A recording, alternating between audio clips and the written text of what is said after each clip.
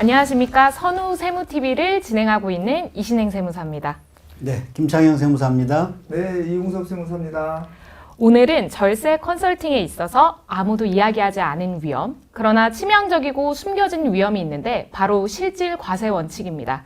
저희 선우세무TV는 기업 컨설팅에 있어서 가장 신뢰할 수 있는 전문 채널을 목표로 하기 때문에 아무도 이야기하지 않은 위험에 대해서 이야기해 보려고 합니다. 네, 대표님들이 절세 상담을 하시는 경우에 절세, 어떻게 하면 세금을 덜 낼까라는 데 관심이 많고 그쪽 위주로 상담이 이루어지는데요. 어떤 플랜을 진행할 때 이게 위험이 있다, 세무상에 어떤 위험이 있다라는 얘기는 아마 거의 들어보지 못하셨을 것 같습니다. 그러니까 우리가 얘기하는 위험의 오늘 주제가 실질과세 원칙이라는 국세청의 과세하는 굉장히 강력한 무기에 대해서 말씀을 드릴 건데요. 특히 우리 자본거래, 그러니까 주식과 관련된 거래를 하는 자본거래에 있어서 위험이 전혀 없다라는 건 어떻게 보면 불가능한 그런 얘기일 수도 있습니다. 그래서 이런 점에서 우리 납세자와 우리 그 세무 전문가는요, 이 실질과세 원칙이 갖고 있는 필연적 위험일 수도 있는 이 기본적인 이 내용에 대한 이해가 필요합니다. 이 세무사님 말씀하신 대로 뭐 이 얘기를 대부분 얘기해 주지 않죠. 그게 현실인 것 같아요. 네. 그렇죠. 네. 그래서 저희가 준비했습니다. 네, 그래서 이번 자료를 준비해 주신 우리 이웅섭 세무사님이 먼저 간략하게 좀 개요를 좀 말씀해 주시죠. 알겠습니다. 이 절세 설계 컨설팅의 숨겨진 위험, 그 실질과세 원칙이라는 그 대주제를 가지고 그 안에서 그 배우자 증여 후 이익 소각 등 아마 이런 그 배우자 증여 후 이익 소각이라는 거는 대표님께서들도 아마 많이 들어보셨을 거라고 생각하는데요. 이거를 비롯해서 여러 가지 그 실제 발생한 판례들을 가지고 아무도 이야기하지 않았던 실질과세 원칙의 치명적인 위험에 대해서 한번 하나하나 살펴보도록 하겠습니다. 세법의 기본 원칙은 이를 크게 나누어서 납세 의무의 승인이 법률 유보사항임을 명확히 하는 조세 법률주의 원칙과 그 다음에 세부담의 공평배분이라는 이념의 표현을 구체화하는 조세평등주의로 나누어 볼 수 있습니다. 조세법률주의는 조세법의 근거 없이 국가는 조세를 부과징수할 수 없고 국민은 조세의 납부를 요구받지 않는다는 원칙을 말하고요. 반면 조세평등주의는 조세의 부담이 공평하게 국민들 사이에 배분되도록 세법을 제정하여야 하고 또 조세법률 관계의 각 당사자로서의 국민은 세법의 적용에 있어서 평등하게 취급받아야 한다는 원칙을 의미하고 주로 입법적 영역에서 활동을 하게 됩니다. 그런데 이제 국세기본법 제14조에 보면 이러한 실질과세 원칙을 이제 국세기본법 14조에서 규정하고 있는데요. 조세법 전체를 통틀어서 조세법률주의와 조세평등주의를 규정하고 있는데 그 중에 조세평등주의를 정확하게 규정하고 있는 규정은 이 단 한 조항밖에 없습니다. 국세기본법 14조. 그런데 이 국세기본법 14조가 전체 세법, 다른 모든 세법과 동등한 지위를 갖습니다. 그래서 한번 국세기본법 14조를 잠깐 살펴보면요. 과세의 대상이 되는 소득, 수익, 재산, 행위 또는 거래의 귀속이 명의일 뿐이고 사실상 귀속되는 자가 따로 있을 때는 사실상 귀속되는 자를 납세 의무자로 하여 세법을 적용한다고 해서 귀속에 관한 실질을 규정하고 있고요. 이 항에서는 과세표준이 계산에 관한 규정은 소득, 수익, 재산, 행위 또는 거래의 명칭이나 형식과 관계없이 실질 내용에 따라 적용한다고 해서 내용에 관한 실질을 규정하고 있습니다. 마지막으로 사망에 보시면 이제 이 사망이 그 내용이 좀 복잡하고 앞으로 많이 적용될 것 같아서 정확하게 규정을 살펴보도록 하겠습니다. 사망을 살펴보시면 제3자를 통한 간접적인 방법이나 요거를 학문적인 용어, 학계에서는 우회거래라고 합니다. 우회 거래. 그 다음에 둘 이상의 행위 또는 거래를 거치는 방법으로 이거를 단계 거래, 다단계도 세무사님 있겠죠. 다단계라고도 하나의 합니다. 아니라. 근데 보통 네. 이거를 단계 거래 또는 복수 거래라고 합니다. 복수 거래라고 이제 이렇게 이제 강의할 때 그런 용어를 씁니다. 야, 그 세무사님 지금 국세기본법에 있는 어떻게 보면 기본적인 내용일 수 있는데 지금 오늘 전반적으로 살펴볼 판례 이런 것들이 귀속에 관한 실질, 네. 그리고 내용에 관한 실질, 네. 그 복수거래, 다단계 네. 거래한 실질 관련된 사례들 다 살펴보고 다 있습니다. 살펴볼 겁니다. 네, 기대가 됩니다. 네, 고맙습니다. 그래서 요 우회 거래 또는 단계 거래나 또는 복수 거래를 거치는 방법으로 이 법 또는 세법의 혜택을 부당하게 받기 위한 것으로 인정되는 경우에는 그 실질 내용에 따라 다시 뭐라고 하냐면 당사자가 직접 거래를 한 것으로 보거나 요거를 직접 거래라고 보통 씁니다. 왜냐하면 이러한 단어가 이제 앞으로 계속 나올 거라서 말씀을 드립니다. 또는 연속된 거래의 행위 또는 거래를 한 것으로 봐. 연속된 하나의 행위 또는 거래를 한 것으로 봐. 요거를 하나의 거래라고 봅니다. 하나의 거래. 이걸로 봐서 세법을 적용한다는 겁니다. 이 내용은 이렇게 되고요. 요 사망의 내용을 단계 거래의 재구성이라고 얘기를 합니다. 요 사망의 내용을 단계 거래의 재구성. 그러니까 납세자가 실제 행한 거래 행위를 완전히 바꿔서 과세관청이 실질과세관청이 칼을 대면 네. 거래 자체를 새롭게 구성할 수도 있다는 얘기가 그렇죠. 되네요. 무섭네요. 무서운 단어네요. 네. 재구성이라는 단어가. 무섭습니다. 네. 네, 네. 그래서 요거를 단계 거래의 재구성이라고 해서 이제 학문적인 용어로는 많이 다루니까 앞으로도 이 용어를 계속 쓰면서 말씀을 드리겠습니다. 자, 거래의 내용이 실질적인 측면에서 경제적 실질과 그 외관이 똑같다면 문제가 없습니다. 그런데 조세 회피를 목적으로 비합리적이고 좀 비정상적인 법률 형식을 취했는데도 불구하고 외관이 그렇다는 이유로 납세 의무를 어떤 경우는 부담하지 않고 또 어떤 사람은 실질과 조세 법률 관계의 형식이 동일한 형식을 취한 경우에 그 사람은 조세의 부담을 피할 수 없다면 매우 부당하겠죠. 그래서 실질과세 원칙은 바로 그러한 불합리를 제거하는 수단이 조세법의 기본 원리이고 국세기본법의 관련 규정은 이 규정은 실정법으로 이를 확인하는 규정을 국세기본법 14조에 규정을 한 겁니다. 그럼에도 불구하고 이 실질이라는 개념이 대단히 불확정한 개념이기 때문에 이거를 실무에 적용하는 데 있어서는 대단히 위험성이 많습니다. 예를 들어서 이 실질의 개념을 어떤 것이 실질이냐를 판단하는데 납세자가 보는 실질과 세무 공무원이 보는 실질을 다르게 임의로 판단하게 되면 납세자는 전혀 예측하지 못한 조세 의무를 강제받기 때문에 대단히 중요한 개념입니다.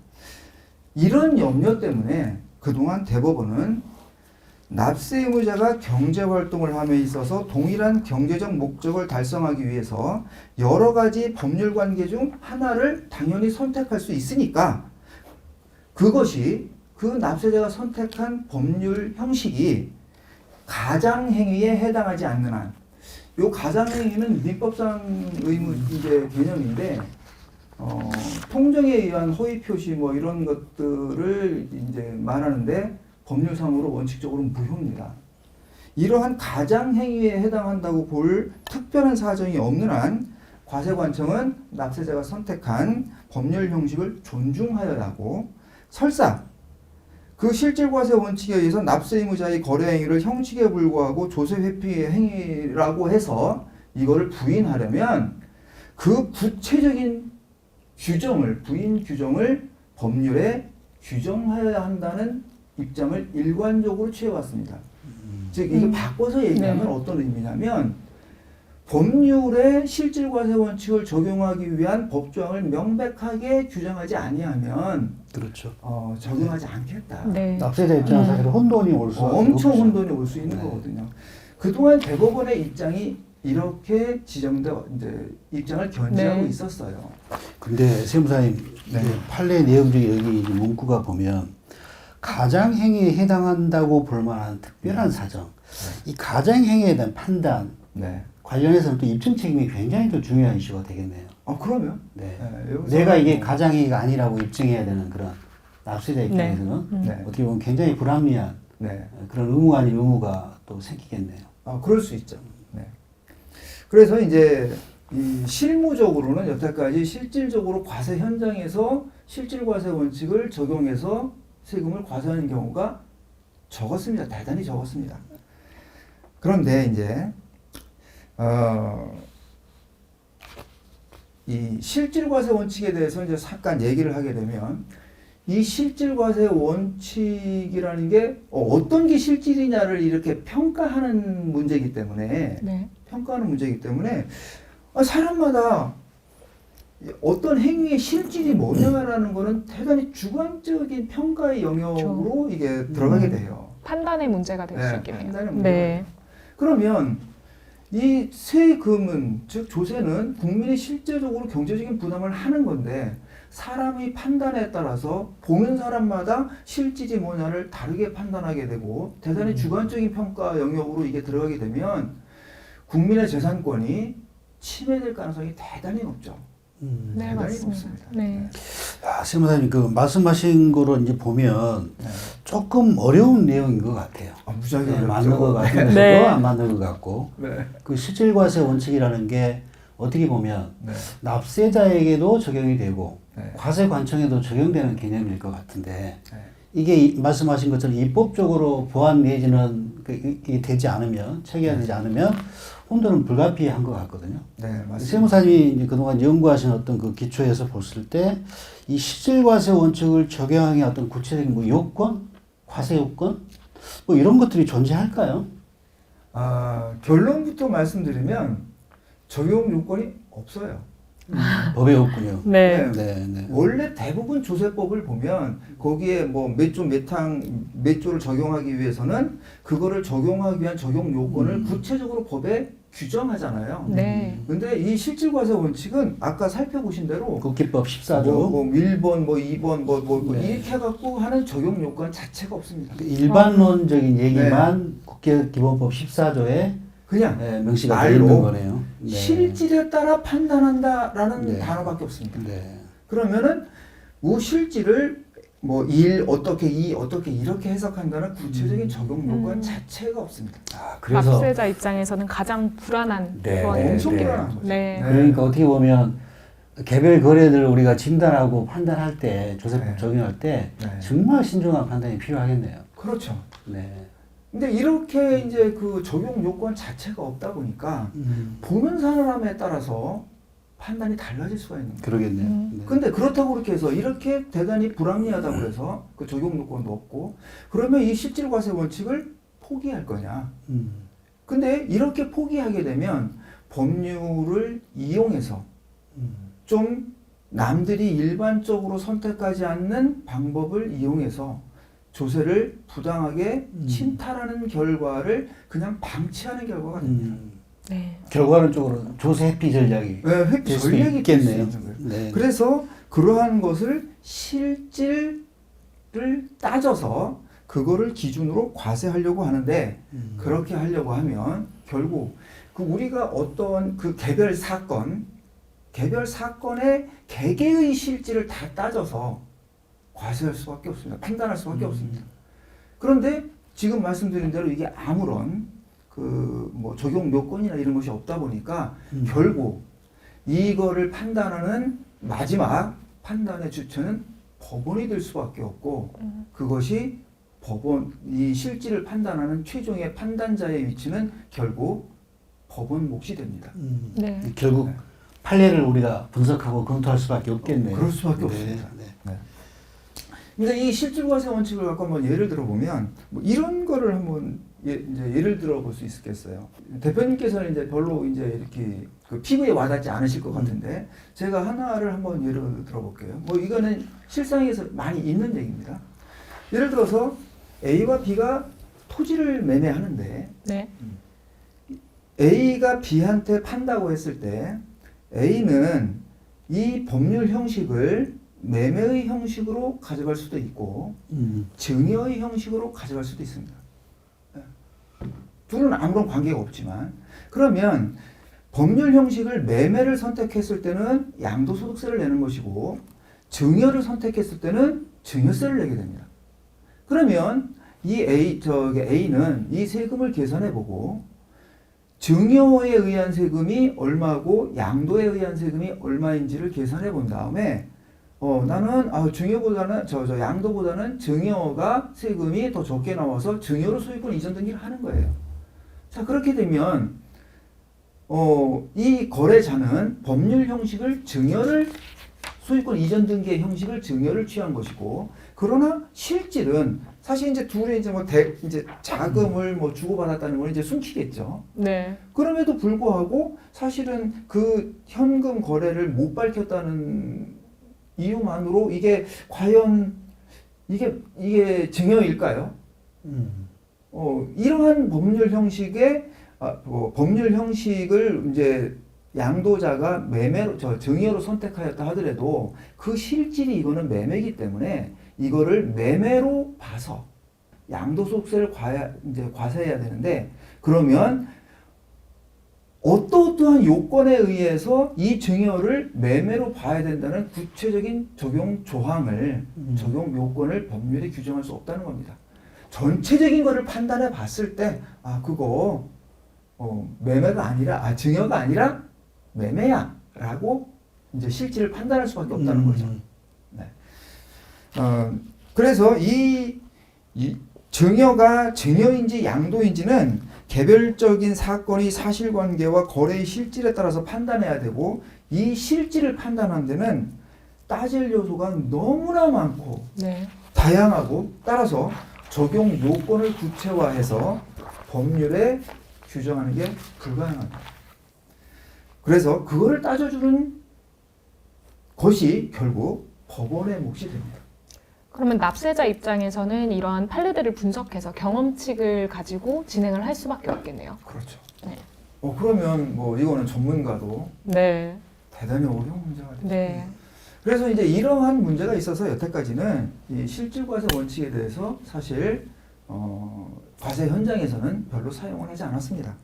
근데 그러다가 2008년에 대법원 2008도 8499, 8499 전원합의체 대법원 판결이 있었는데요. 이 판결을 기점으로 해서 법원의 판례 동향에 현격한 변화가 있는 것으로 이게 생각이 됩니다. 내용을 잠깐 그냥 이렇게 그림을 그려가면서 잠깐 살펴보면요. 이 네덜란드 원고가 네덜란드 법인입니다. 네덜란드 법인. 원고는 네덜란드 법인인데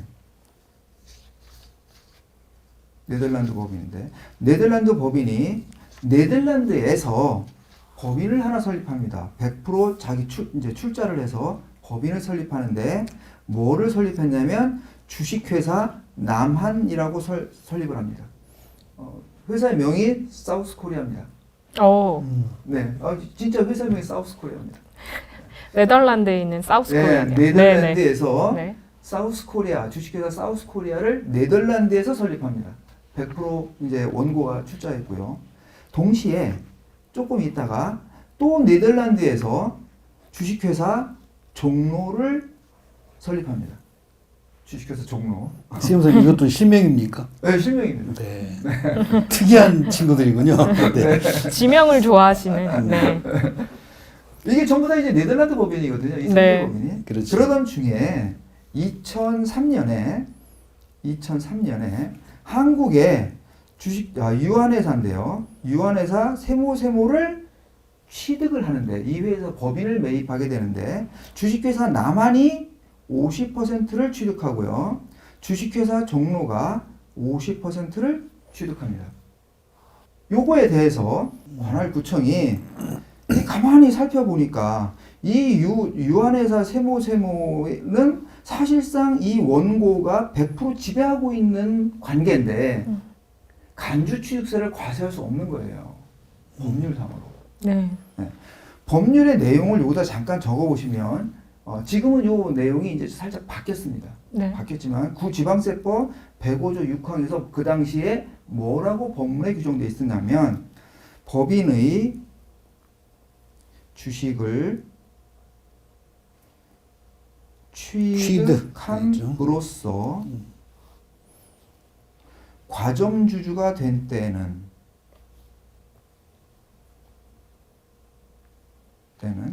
간주 취득세를 과세할 수 있습니다. 취득세를 과세할 수 있어요. 근데 내용을 보시면 자, 첫 번째 법인의 주식을 취득함으로써 과점주주가 됩니다. 그런데 관할 구청이 원고에다 대고 과세했습니다. 그러면 원고는 유한회사 세무의 주식을 단 한 주도 안 갖고 있잖아요. 네, 그렇죠. 안 갖고 있잖아요. 실질적으로는. 네. 실질적으로는 자기가 주인이지만 네. 한 주도 안 갖고 있거든요. 표면적으로는 한 주도 네. 안 가지고 한 주도 계시죠. 안 갖고 있어요. 네. 그러니까 법인의 주식을 취득함으로써 두 번째 과점주주가 돼야 되는데 일단 원고는 한 주도 안 갖고 있는 거예요. 두 번째는 주식회사 남한과 주식회사 종로에 대해서도 과세를 못하는 게 50%만 갖고 있는 거예요. 과점주주가 아닌 초과 취득을 해야 되는데 네, 그걸 50% 피하려고 이상 보유해야 초과해서 보유해야 50% 과점주주기 때문에 초과해야 되니까 네, 네. 과점주주가 되려면 자 50% 플러스 한 주 이게 과점주주잖아요. 네. 이 법을 다 피해 간 거예요. 그렇죠. 네. 알고 이런 거래를 했겠죠. 당연히. 그럼요. 네. 그래서 요게 이제 사건이 된 겁니다. 요 사건에 대해서 대법원이 여태까지 이러한 사건에 대해서 전부 다 실질과세 원칙을 적용하는 것을 과세 현장에서 적용하는 것을 전부 다 이런 실질과세 원칙을 적용해서 과세하려면 구체적인 분익 규정을 법에 명기해야 된다라는 입장에서 이거 이렇게 보니까 이게 나쁜 사람들이거든요. 그래서 대법원이 전원합의체 판결을 해서 대법원의 입장을 변경합니다. 그때. 네. 그래서 어떻게 판결하냐? 원고의 실질적인 소유관계, 귀속관계를 밝혀서 과세 여부를 판정하라고 판결을 하고 그래서 요거에 대해서 약 190억 원의 취득세를 과세해버립니다. 네. 요 판결을 기점으로 대법원의 입장이 변경된 걸로 판단이 됩니다. 두 번째, 요 나아가서 이 상증세법, 요 국세기본법 14조 3항, 아까 단계거래 있죠. 그 거래가 원래는 상증법에 있었습니다. 국세기본법에 있지 않고 상증법에 규정돼 있었고 그리고 동일한 규정이 국제조세에 관한 법률에 또 규정돼 있었습니다. 이거를 그래서 상증법이 국제조세에 관한 법률에서만 적용되던 거를 국세기본법 14조로 이관시킵니다. 그래서 전세법에 적용할 수 있는 근거조항으로 만듭니다. 그래서 2007년 12월 31일에 국세기본법으로 이전을 시켰고요. 그러던 중에 2017년에 또 대법원 판례가 하나 더 나옵니다. 대법원 판례가 하나 더 나온 것이 이제 판례 번호는 2015도 46963인데 이 판결에서 아까 봤었던 국세기본법 14조 3항 그 단계거래 근데 이 단계거래 이제 그 실질과세 원칙은 원칙적으로 이 적용 요건이 구체적으로 없다 그랬잖아요. 네. 요 판례에서 구체적인 적용 요건을 명시합니다. 네, 구체적인 요건을 명시합니다. 그래서 그 내용을 잠깐 살펴보면 뭐 이따가 자세히 살펴보겠지만 이게 굉장히 의미 있는 판결이 되겠네요. 네. 네. 대단히 의미 있는 판결이고 네, 네. 이 판결 이후 다른 판례들이 전부 다 이 판결의 적용 요건을 인용하기 시작합니다. 그 내용을 보면 뭐 이건 선생님 천천히 좀 읽어주셔야 될 것 같습니다. 워낙 중요한 게 네. 납세자가 자, 그 전에 이제 국세기본법 14조 3항에 의해서 과세하려면 3항 네. 납세 의무자가 선택한 거래의 법적 형식이나 과정이 처음부터 조세 회피의 목적을 이루기 위한 수단에 불과하여 그 재산 이전의 실질이 직접적인 증여를 한 것과 동일하게 평가되어야 하고 그 다음에 이제 그 다음에 이것도 고려하고 이것도 고려하고 이것도 고려하고 이것도 종합적으로 판단해야 된다는 겁니다. 크게 이렇게 두 개로 얘기했지만 네. 전자거 지금 말씀드린 조항이 대단히 중요합니다. 이 내용을 잠깐 다시 적어가면서 제가 다시 한번 말씀드리면 예를 들어서 A가 B한테 어떤 거래를 하고 B가 다시 C한테 이 거래를 했다고 가정을 하겠습니다. 네. 그런데 요거를 이 비거래는 B에게 어떠한 거래를 한 행위는 그 거래는 예를 들어서 이게 단계 거래의 중간 거래라고 가정을 하면 이 중간 거래를 한 거라고 가정을 하면 이 중간 거래의 실질이 처음부터 조세 회피의 목적을 이루기 위한 수단에 불과하여야 한다는 겁니다. 수단에 불과해야 된다. 이 말을 나중에 이제 이런 세법책을 보거나 또는 학문적으로 보거나 또는 판례를 보는 경우에 나오는 단어 도관에 불과하여라는 단어를 씁니다. 도관에 불과하여.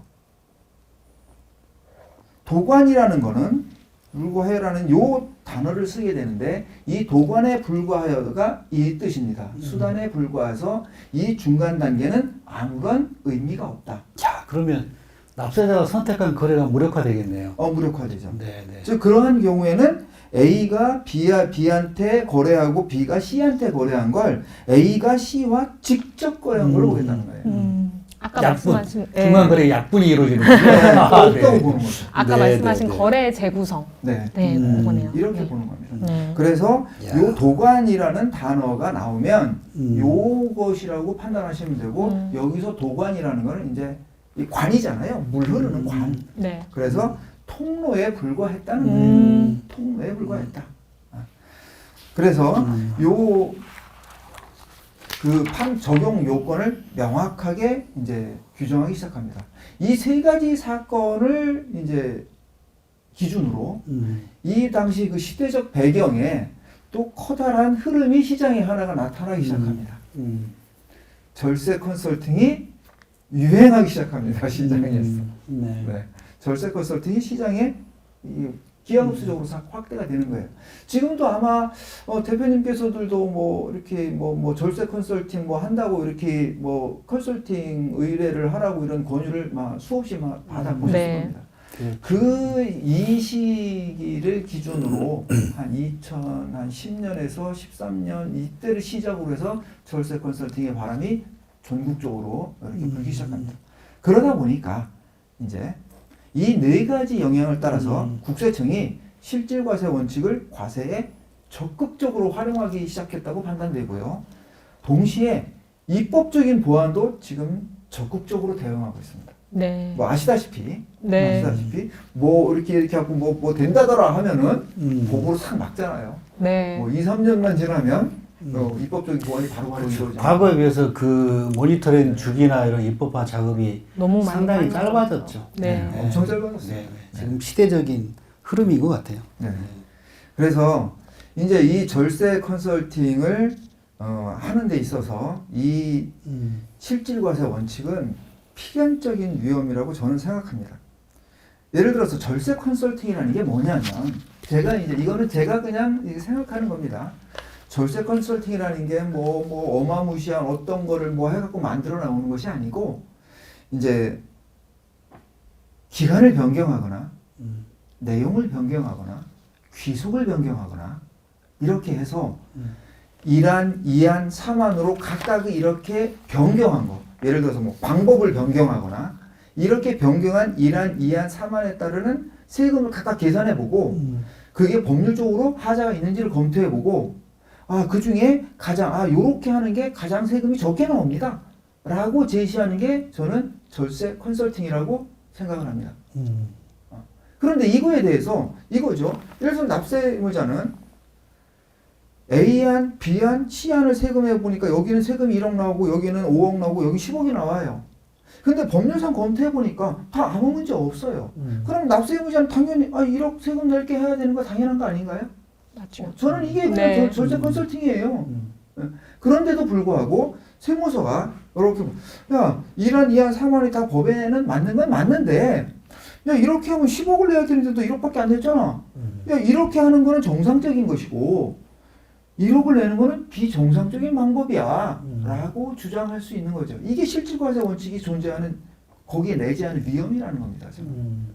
그렇죠. 왜냐하면 어떤 소득의 유형으로 우리가 회사의 금전을 인출하냐에 따라서 세부담이 다 취급이 다르잖아요.